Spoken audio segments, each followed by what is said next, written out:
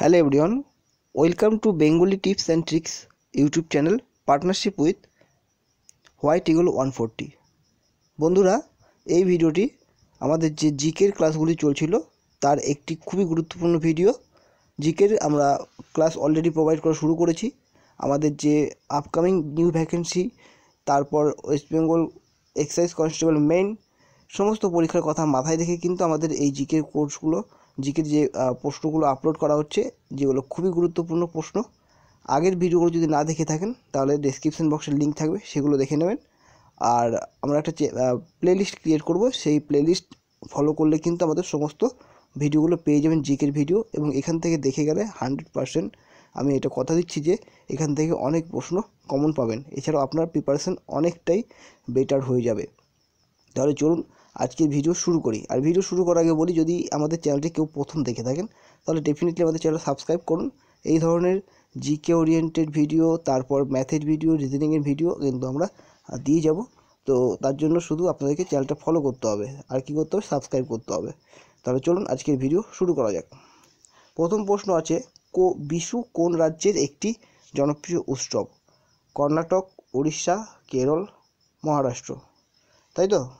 তো বিশু কোন রাজ্যের একটি জনপ্রিয় উৎসব? তো আপনারা নিজেরাই উত্তরটা দেবেন। দেখুন, কর্ণাটকের যেসব নৃত্য রয়েছে, ফেস্টিভ্যাল রয়েছে, উৎসব, যেমন হচ্ছে কাম্বালা, হুতুরি, তারপর হচ্ছে উগাদি, তারপর হচ্ছে কারাক, ঠিক আছে। কেরলে কি কি আছে? কেরলে আছে ওনাম, বিশু, তিস্ক, তারপর কি আছে থিরুথিরা, তারপর কি হচ্ছে মিলাদি, শেরিফ, ইস্টার। এগুলো হচ্ছে কেরলের উৎসব। তাহলে আমরা এখানে পেয়ে গেলাম বিশু হচ্ছে কেরলের উৎসব। মহারাষ্ট্রে কী কী আছে? গণেশ চতুর্থী, নবরাত্রি, নাগপঞ্চমী, দীপাবলি, এক্সেট্রা। তাহলে আমাদের প্রশ্নটা কী ছিল? প্রশ্ন ছিল যে বিশু কোন রাজ্যের একটি জনপ্রিয় উৎসব। তাহলে উত্তর কী যাবে? উত্তর হয়ে যাবে কেরল। চলুন বন্ধুরা, এবার চলে আসি নেক্সট প্রশ্নে।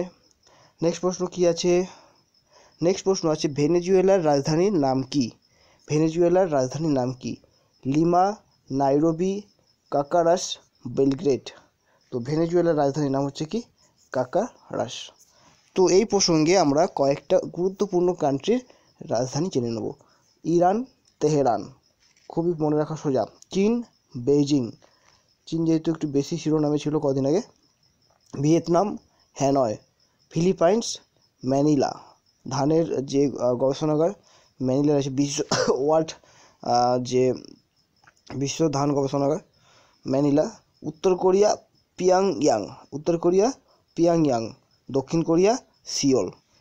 আপাতত এই কটাই থাক, তারপরে আরও পরবর্তীতে দেব, ঠিক আছে। নেক্সট প্রশ্ন, স্ট্যাচু অফ লিবার্টি মূর্তিটি আমেরিকাকে কে উপহার দেয়? স্ট্যাচু অফ লিবার্টি মূর্তিটি আমেরিকাকে উপহার দিয়েছিল ইংল্যান্ড, ফ্রান্স, জার্মানি, রাশিয়া। তো আমেরিকা এখন এক স্বাধীনতা দিবসে এটা দিয়েছিল কে? ফ্রান্স উপহার হিসাবে দিয়েছিল আমেরিকাকে। বিশ্ব হেরিটেজ দিবস কবে পালিত হয়? বিশ্ব হেরিটেজ দিবস কবে পালিত হয়?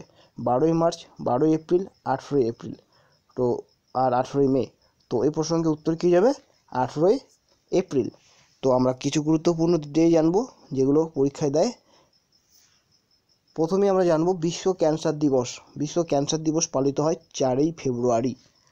বিশ্ব বেতার দিবস, বেতার মানে যেটা আমাদের রেডিও যেটা, ওটাকে বেতার বলা হতো, বেতার তরঙ্গ। তো বেতার দিবস পালিত হয় কবে? 13ই ফেব্রুয়ারি। আন্তর্জাতিক মাতৃভাষা দিবস, যেটা পালিত হয় 21শে ফেব্রুয়ারি। আর আন্তর্জাতিক নারী দিবস, এটা পালিত হয় 4ই মার্চ। আর বিশ্ব ম্যালেরিয়া দিবস পালিত হয় 25শে এপ্রিল।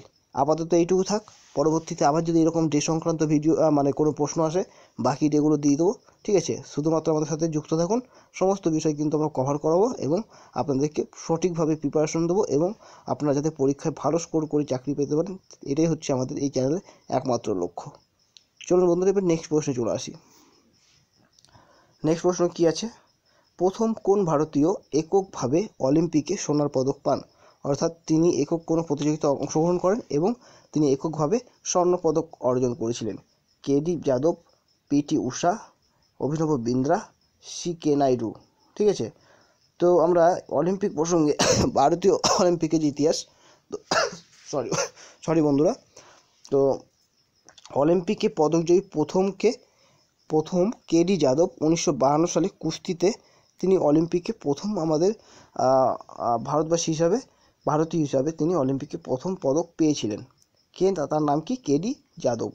অলিম্পিকে পদকজয়ী প্রথম ভারতীয় হলেন কর্ণম মালেশ্বরী, তিনি হচ্ছেন মহিলা। ওকে, প্রথম ভারতীয় মহিলা, সরি বন্ধুরা এখানে মহিলা কথাটি উল্লেখ করতে ভুলে গেছি। তো কর্ণম মালেশ্বরী ছিলেন অলিম্পিকে পদকজয়ী প্রথম মহিলা। 2000 সালে সিডনি অলিম্পিকে তিনি প্রথম এই ভারোত্তোলকে ব্রোঞ্জ পদকটি পেয়েছিলেন।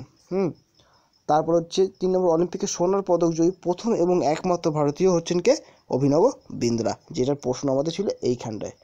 তো Beijing Olympic 2008 10 metre air rifle শুটিংয়ে কিন্তু তিনি এই পদকটি অর্জন করেছিলেন। খুবই একটি গর্বের বিষয় ছিল তখন।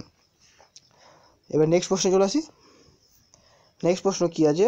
মন্ত্রিসভা তার কাজের জন্য কার কাছে যৌথভাবে দায়বদ্ধ থাকে?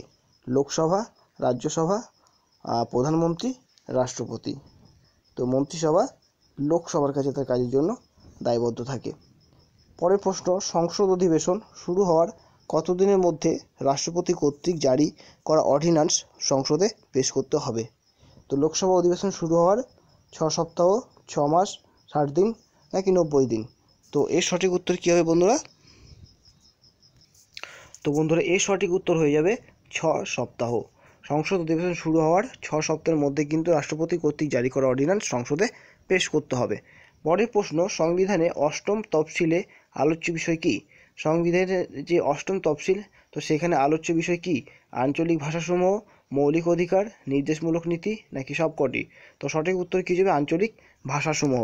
তো আমরা এবার একটু অন্য জিনিস দেখব, সেটা হচ্ছে যে মোট 12টা কিন্তু মানে ভারতীয় সংবিধানের বিভিন্ন তফসিল, তার মধ্যে থেকে 12টা তফসিল আছে। তো প্রথম তফসিলে আলোচ্য বিষয় হচ্ছে কি? অঙ্গরাজ্য ও কেন্দ্রশাসিত অঞ্চল। প্রথম তফসিলে এগুলো আলোচিত হয়। দ্বিতীয় তফসিলে কি আলোচনা করা আছে? রাষ্ট্রপতি ও রাজ্যপাল সম্পর্কিত বিধানসমূহ, লোকসভার অধ্যক্ষ ও উপাধ্যক্ষ, রাজ্যসভার সভাপতি ও সহসভাপতি, রাজ্য বিধানসভার অধ্যক্ষ উপাধ্যক্ষ, রাজ্য বিধান পরিষদের সভাপতি ও সহসভাপতি, হাইকোর্ট ও সুপ্রিম কোর্টের বিচারপতি সংক্রান্ত বিধানসমূহ এবং ক্যাগ সম্পর্কিত বিধানসমূহ কিন্তু 2 নম্বর তফসিলে আলোচ্য বিষয়। 3 নম্বর তফসিলে আলোচ্য বিষয় কি? শপথ বা প্রতিজ্ঞার বয়ানসমূহ, অর্থাৎ কোনো মন্ত্রী যখন শপথ গ্রহণ করেন তখন তার যে বয়ান তা কিন্তু সেখানে রয়েছে। 4 নম্বর কি? রাজ্যসভার আসন বন্টন। রাজ্যসভায় যে আসন রয়েছে 250টির মতো, সেই আসন বন্টনটা কিন্তু এখানে রয়েছে।